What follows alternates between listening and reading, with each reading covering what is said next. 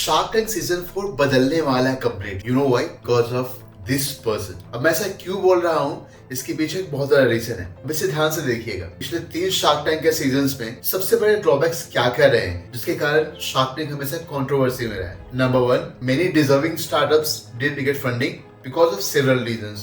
Number 2, the gap between number of deals promised and number of deals done. इसकी gap बहुत ज्यादा थी। As we saw कि Shark Tank season 2 में only 15% of the deals were done. Number 3, जिसके कारण तो Shark Tank ने बहुत ज्यादा कंट्रोवर्सी बटोरी है। लाइक हैमर के केस में क्या हुआ था कि उन्होंने पूरी कंपनी एक्वायर करने की बात की थी। रिकॉर्ड स्टूडियो केस में क्या हुआ था, विनीता ने इसलिए इन्वेस्ट नहीं किया, चाहे किसी भी शार्क ने इसलिए इन्वेस्ट नहीं किया बिकॉज विनीता उनकी कॉम्पिटिटर थी। मतलब जो चैलेंजर ब्रांड्स हैं जो आ रहे हैं शार्क टैंक में, उन्हें फंडिंग नहीं मिल रही है। भाई इसमें उनकी क्या गलती है? And one of the most important thing, number 4, improper valuation. अब इस बार शार्क टैंक इंडिया सीजन 4 में मिस्टर कुणाल बहल की एंट्री हो रही है and that is going to be a game changer. अब वो क्यों? Because of 3 main reasons. पहला Snapdeal, second reason is Unicommerce and third reason is Titan Capital. Snapdeal एक समय में फ्लिपकार्ट जैसे कंपनीज को कम्पीट कर रहा था, उस राइज से इसने फॉल देखा एंड अभी वो उस फॉल से निकल के जब स्नैपडील की एक्विजिशन एंड बैंक्रप्सी की बात हो रही थी, स्नैपडील 2.0 को खड़ा किया एंड एक अच्छे लेवल पे पहुंचाया। And you will be very shocked to know, आप ये देखिए, e commerce company Snapdeal has managed to cut down its loss to 160 crore rupees in financial year 24 from 282 crore in financial year 23। मतलब कि आप देख सकते हैं कि पिछले साल से 43% तक का लॉस कम किया है। इससे भी बड़ी शॉकिंग बात यह है, जो एबिटा में लॉस था वो 88% तक डिक्लाइन हुआ है पिछले साल से। आप यहाँ पे क्लियरली देख सकते हैं, companies earning before interest, taxes, depreciation and amortization loss decline by 88% to ₹16 crore in financial year 24। ये अपने आप में एक बहुत बड़ी बात है। और जहां तक की क्वेश्चन है कि स्नैपडील से कौन सामान खरीदता है, स्नैपडील चल कैसे रहा है, इस पे प्रॉपर्ली डिटेल्ड वे में एक हमने केस स्टडी बनाई थी लगभग आज से 8 से 9 महीने पहले। अगर आपको और डिटेल में जानना है कि स्नैपडील एक्चुअली में चल कैसे रहा है, लोग खरीद कैसे रहे हैं, कौन लोग खरीद रहे हैं, तो आप ऊपर आई बटन पे क्लिक करके ये वाला वीडियो देख सकते हैं। हमने तो अभी बस स्नैपडील की बात की है। अब आते हैं यूनिकॉमर्स पे। अब ग्रो का इंटरफेस मुझे काफी सिंपल लगता है, इसलिए मैंने ग्रो पे इसके फाइनेंशियल स्टेटमेंट्स निकाले हैं एंड आप इजीली यहाँ पे देख सकते हो कि it's a profitable company, it has been a profitable company. इतना ही नहीं, बल्कि आपको बता देता हूँ कि यूनिकॉमर्स जो ई कॉमर्स प्लेटफॉर्म्स है, ई कॉमर्स कंपनीज है, उनकी ऑलमोस्ट एक बैकबोन बनी हुई है। Companies like health card, companies like Mamaearth इस प्लेटफॉर्म को यूज करती है। It's basically SaaS platform, software as a service platform. It has got a huge potential in it. तो आप समझ रहे हो, इनके पास वो कैपेसिटी है जहां पे वो बिजनेसेस को अच्छे से समझते हैं। जो रियल इंडिया है, जो भारत है हमारा, जो मासेस हैं, उनको अच्छे से समझते हैं एंड इन्होंने उसके अराउंड बिजनेसेस बिल्ड किया है, वो भी इतने अच्छे तरीके से। अब अगर हम टाइटन कैपिटल की बात करें तो असली गेम चेंजर यहाँ पे है, बिकॉज इनके पास स्टार्टअप्स को पहचानने की कैपेबिलिटी है। अब आपको मैं ये दिखाता हूँ, टाइटन कैपिटल के पोर्टफोलियो के 8 कंपनीज यूनिकॉर्न्स हैं।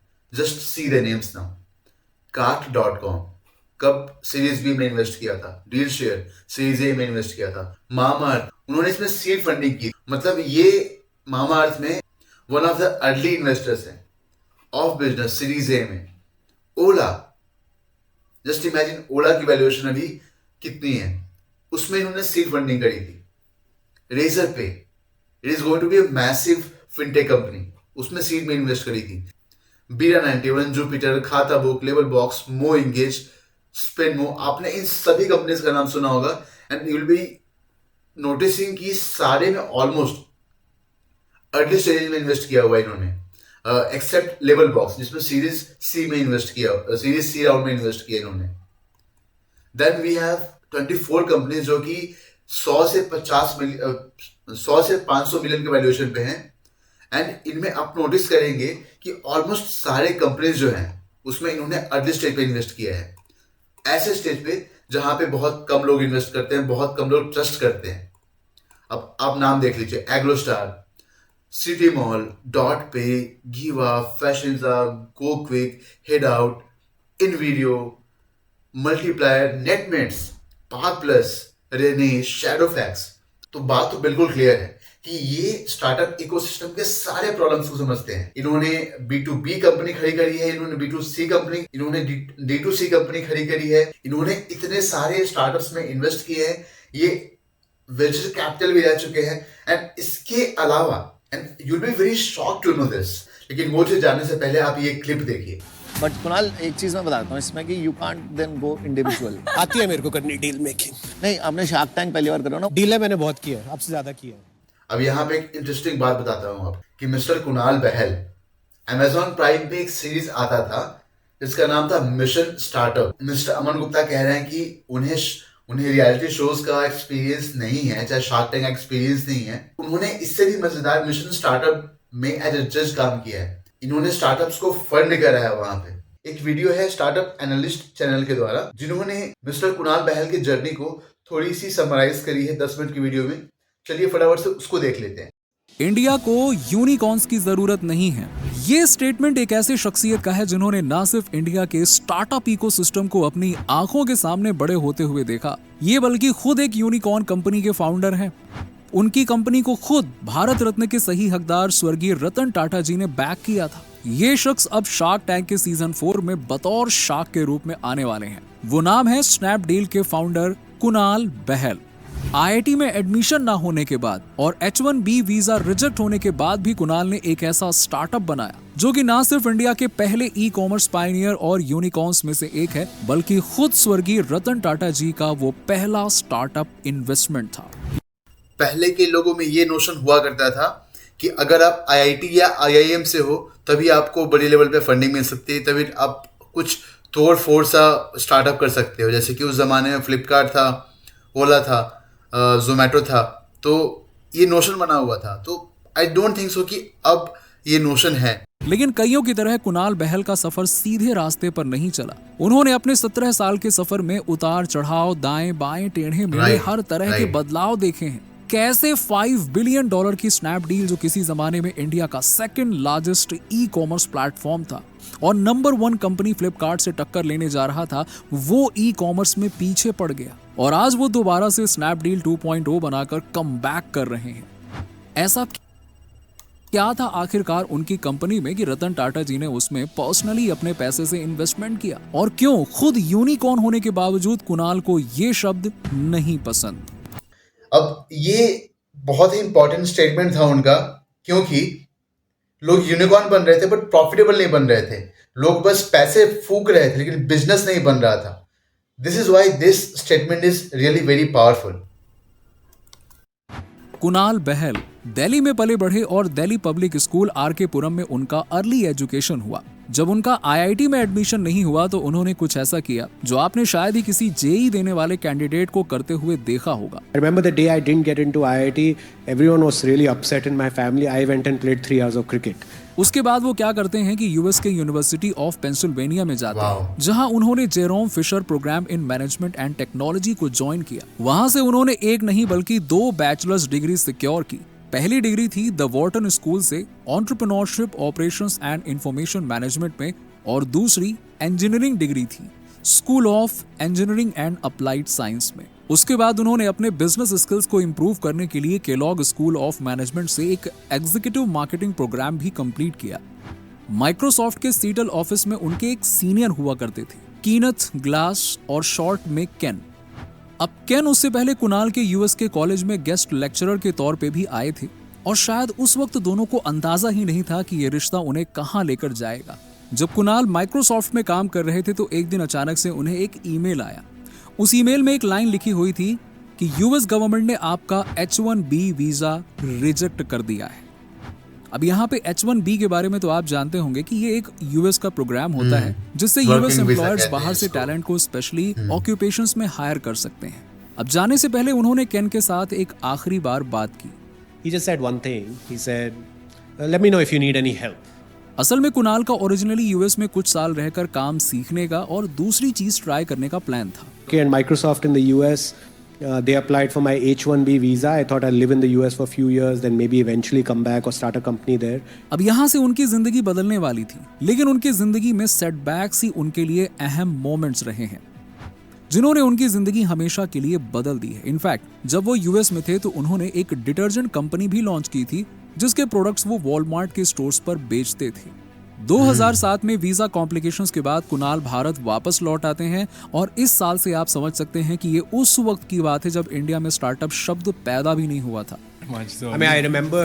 राइट, क्योंकि उन्होंने वो कल्चर देखा हुआ था यूएस में, उन्होंने एंटरप्रेन्योरशिप के अराउंड ही सारे कोर्सेज किए थे। एंड कहा जाता है ना कि जैसे आप इन्वायरमेंट में रहते हो आप वैसा बनते हो। When we started in 2007, this word startup was also not known, right? Like Right. it तो कुणाल दरअसल दोस्तों इंडिया के फर्स्ट जनरेशन एंटरप्रेन्योर्स में से एक हैं और उनके बचपन के दोस्त काफी जिगरा रोहित चाहिए होता बंसल है। उस समय पे कैपिटल वन में काम कर रहे थे। 2007-2008 में दोनों ने मिलकर ऑफलाइन कूपनिंग बिजनेस शुरू किया और कुछ ही महीने में दोनों को एहसास हुआ कि उनके सारे सेविंग्स मिलाकर भी काफी नहीं होंगे। तो उन्हें याद आई केन की। he said he wanted to help, so I don't know what that means. Maybe just advice, maybe capital. Let's ask. So I called right. up Ken. I said, Ken, this is what we are doing. We're putting in everything we have in this. Help. And he said, sure. How much? और चंद ही मिनटों में उनके पास $1,00,000 की Wow. Funding थी। और केन इसीलिए networking और दोस्ती कॉलेज में बहुत ज्यादा जरूरी होता है। जहां पे भी जाते हो आप, नेटवर्किंग बहुत ज्यादा मायने रखता है, because once you form a close relationship with someone, वो आपके कहीं न कहीं किसी न किसी स्टेप पे काम आ जाते हैं।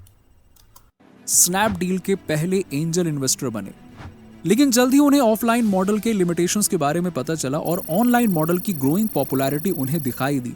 कुछ मर्चेंट्स ने उन्हें बताया कि उन्हें ऑनलाइन प्लेटफॉर्म पर शिफ्ट होना चाहिए। इंटरनेट भी उस समय बेबी इंटरनेट था, यानी कि बहुत ही मतलब शुरुआती दौर। बेसिक सा तो था। दोनों फाउंडर्स ने एक डोमेन नेम रजिस्टर करा लिया, snapdeal.com। शुरू में प्लेटफॉर्म में बहुत ग्लिचेस थे और उनसे बहुत गलतियां भी हुई। 2010 में स्नैपडील ऑफिशियली लॉन्च हुआ और उनके प्लेटफॉर्म पर रेस्टोरेंट्स और स्पास अपनी सर्विसेज के लिए खुद को लिस्ट कर रहे थे। उन्हें पहले साल ही 10 मिलियन सब्सक्राइबर्स मिले और 2014 में रतन टाटा ने स्नैपडील में इन्वेस्ट किया, जो कि उनका पहला स्टार्टअप इन्वेस्टमेंट था। आज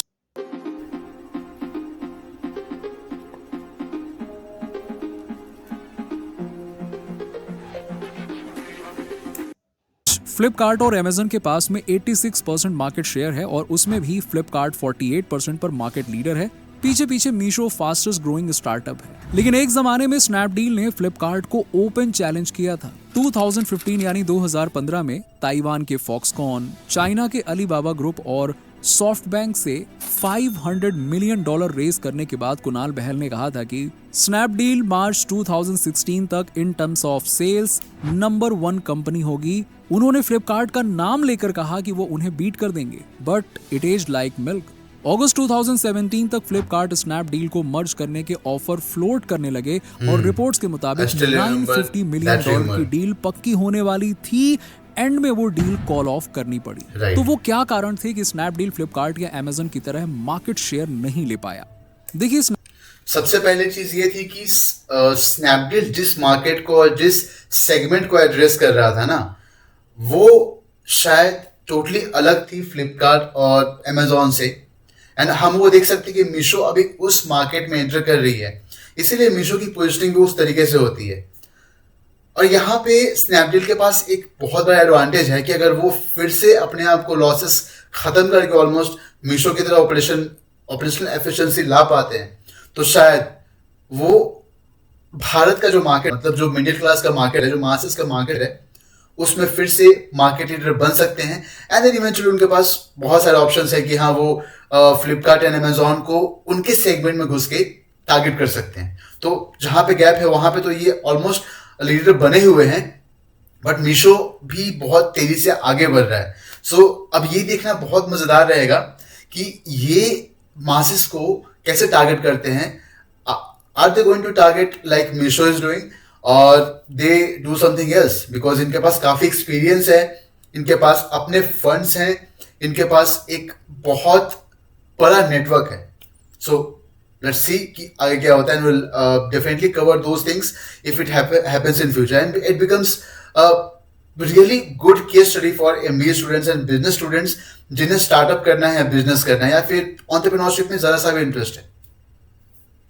स्नैपडील अपनी एक यूएसपी कैटेगरी नहीं बना पाया, जैसे कि अमेजन ने इलेक्ट्रॉनिक्स में बनाया या फ्लिपकार्ट ने फैशन में बनाया, और याद है ना कि मिंत्रा भी फ्लिपकार्ट का ही सब्सिडरी है। इसी से उन्होंने लेसन सीखा और 2017 में स्नैपडील 2.0 में प्रोडक्ट असॉर्टमेंट पर काम किया। स्नैपडील के बहुत सारे एक्विजिशंस बुरे और लॉस मेकिंग साबित हुए, जैसे कि मिंत्रा ने जबोंग एक्वायर किया जो कि एक ई कॉमर्स प्लेटफॉर्म था। स्नैपडील ने 2015 में फ्री चार्ज एक्वायर किया था $400 मिलियन के लिए, और आपको पता होगा दोस्तों कि फ्री चार्ज उनके नेम शेख कुणाल शाह द्वारा शुरू किया गया स्टार्टअप था। लेकिन कुणाल बहल को स्नैपडील को बचाने के लिए जुलाई 2017 में उसे एक्सिस बैंक को केवल $60 मिलियन के लिए बेचना पड़ा। शायद इन्हीं लेसन्स की वजह से कुणाल बहल ने सीखकर दोबारा शुरुआत की। So many things have happened that I want that didn't go as per plan at that point in time, but यही तो set me on a entrepreneurship है, path यही तो that was entrepreneurship better है। for me.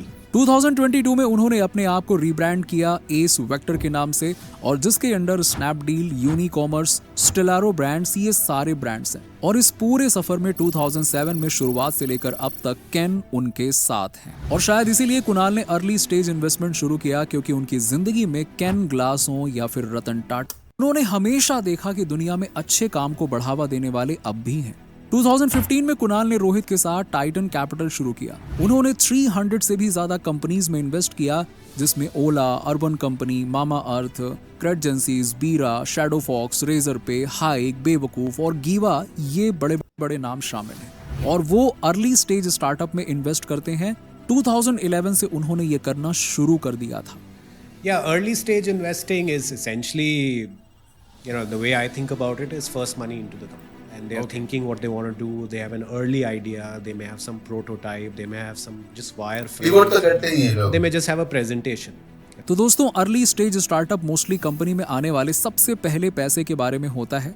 मतलब कि इस stage पर कंपनी केवल एक राइटअप होता है और कुछ प्रोटोटाइप हो सकता है, या फिर वायर फ्रेम्स, बहुत ही बेसिक सी चीज जिसे जज करने के लिए शायद नंबर्स भी नहीं होते हैं। उस तरह के स्टार्टअप्स में कुणाल इन्वेस्ट करते हैं। अर्ली स्टेज इन्वेस्टर और एंटरप्रेन्योर होने के साथ साथ कुणाल बहुत सारे इंपॉर्टेंट पोजीशन होल्ड करते हैं। वो Indian council of research on international economic relations के बोर्ड ऑफ गवर्नर्स में है। वो नैस्कॉम के एग्जीक्यूटिव काउंसिल में भी मेंबर हैं। वो confederation of Indian industry national committee on e commerce को भी चेयर करते हैं। वो नेशनल स्टार्टअप एडवाइजरी काउंसिल के मेंबर हैं और पिरामल एंटरप्राइजेस के बोर्ड पर इंडिपेंडेंट डायरेक्टर भी हैं। सो बेसिकली वो इंडिया के इंडस्ट्री के टॉप बॉडीज और कमिटीज के मेंबर हैं, जो कि अपने आप में एक लेजेंडरी अचीवमेंट है। और इसीलिए उनके कुछ आइडियाज बहुत ज्यादा रिफ्रेशिंग लगते हैं, जैसे कि खुद यूनिकॉर्न होने के बावजूद उन्हें ये शब्द पसंद नहीं। The startup ecosystem has become this a mythical creature which nobody has ever seen before, right? And a terminology defined by someone in the West, someone in Silicon Valley, in a currency that is not ours. दोस्तों, unicorn इस term का इजाद इसलिए हुआ था क्योंकि unicorn एक mythical creature होता है जो किसी ने कभी देखा ही नहीं है, और इसीलिए $1 बिलियन, जो कि बहुत बड़ी रकम होती है, उस वैल्यूएशन की कंपनी को यूनिकॉर्न कहते हैं। तो ना ही करेंसी इंडियन है, ना ही उस नंबर का कोई मतलब है, सिर्फ फंड की बात होती है। मतलब कि $1 बिलियन मतलब होता है 8,300 करोड़ रुपए। और ये नंबर क्या सच में मुमकिन है? और रेवेन्यू और प्रॉफिट्स का क्या, उसकी तो कोई बात ही नहीं हो रही है। उनका मानना है कि ये वेस्टर्न टर्मिनोलॉजी है जिसका पीछा हम सब कर रहे हैं। हमें अपने बेंचमार्क्स क्रिएट करने की जरूरत है, और इसीलिए यूनिकॉर्न की बजाय कुणाल एक नया टर्म कॉइन कर रहे हैं, इंडीकॉर्न। और वो चाहते हैं कि स्टार्टअप इस शब्द को एक्सेप्ट करें। 100 crores of revenue, started in the last 15 years and is profitable. और कंपनीज जो कि 100 करोड़ रुपए रेवेन्यू कर चुकी हैं, और उन्हें लगता है कि इंडिया को 100 या 200 यूनिकॉर्न्स की जगह पे 10,000 इंडीकॉर्न्स चाहिए। हालांकि आपको बता दें कि वो पहले भी रियलिटी शो पर काम कर चुके हैं। वो प्राइम वीडियो के reality show mission start up पर 3 जजेस में से एक थे, जहां 10 फाउंडर्स मेंटोरशिप और फंडिंग के लिए कम्पीट करते हैं। तो दोस्तों, उम्मीद है कि आपको वीडियो पसंद आया होगा। आपको Kunal I am literally excited to see कि ये कैसे एक्ट करते हैं। बट जितना मैंने रिसर्च किया है, जितना इनके इनिशिएटिव्स को देखा है, आई जस्ट होप कि सपने किसी के ना टूटे भाई। अगर कोई एक्चुअली में इंडिया में चेंज लाना चाहता है, अंदर से लाना चाहता है, तो पैसे उसके बीच में बैरियर ना बने। इनके पास वो सोर्स है, नेटवर्क्स हैं। लाइक अगर मैं बात कर लूँ तो इनके पार्टनर इन्वेस्टर्स कौन कौन हैं, अभी देख लीजिए सिकोया जैसे बड़े नाम हैं, Y Combinator, Matrix, Accel, Tiger Global, Lightspeed, Elevation, Chiratae, 9 Unicorns, India Quotient, First Check, Falcon Edge, Nexus, RPG, DSG, 314, Info Edge, SoftBank and WestBridge, B Next, Better and इतने बड़े नाम जब किसी VC के साथ जुड़े हो, अब जस्ट इमेजिन करो कि वो किस लेवल का बंदा है, एंड इस लेवल का बंदा यहाँ लाना बहुत ज़्यादा ज़रूरी था. सो लेट्स होप गाइस कि ये सीज़न काफ़ी लॉजिकल हो, इलॉजिकल डिसीजंस नहीं लिए जाएं, और जिनके सपनों में जान है और जो ऊंचा उड़ना चाहते हैं ना, उनको पंख मिले, उनको पैसे मिले ताकि वो ऊपर तक पहुंच सके, उनको मेंटोरशिप मिले, इंडिया में स्टार्टअप्स बढ़े, जॉब बढ़े, जीडीपी बढ़े, एफडीआई आए, और हमारी इंडिया की, हमारा प्यारा भारत की इकोनॉमी सुधरे, और हम अगले 20 से 30 साल में वर्ल्ड की इकोनॉमी में लीडरशिप का पोजीशन होल्ड करें.